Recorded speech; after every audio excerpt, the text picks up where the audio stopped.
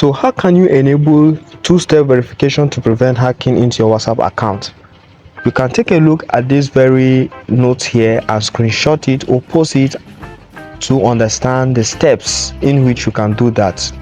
Meanwhile, I'm not going to leave you here, but I'm going to take you in the practical steps with these steps here to show you how you can do that in case you don't know or you have forgotten how to do that. Enabling your two-step verification is going to preserve and produce or profile more security value to your WhatsApp account from being hacked. Now, I'm going to go to my WhatsApp now, practical steps again. Now, when you go to your WhatsApp, this will appear your interface as usual. At the top right corner, these three icons you are seeing, you click on it and then go to your settings. When you come to your settings, you now click on your accounts, this first part here. You click on it and then you see this two-step verification. This is where you are going to. You click on it, you turn it on, and then you input the PIN. You are going to input your PIN. This PIN are 6 digits. Make sure you put in the PIN that you can remember. Put in the PIN and then write it somewhere that you can find it easily in case you are that type that forgot or forget things so easily. And when putting your PIN, do not put a PIN that can be easily getting or someone can guess it easily. So this is a PIN in which that can secure your account.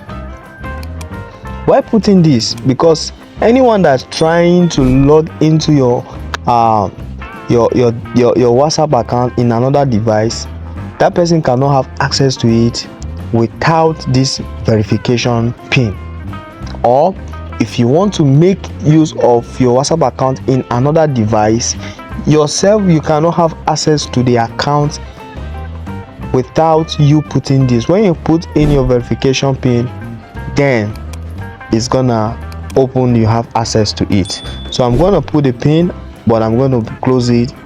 Is for your safety and my safety. This is security purpose.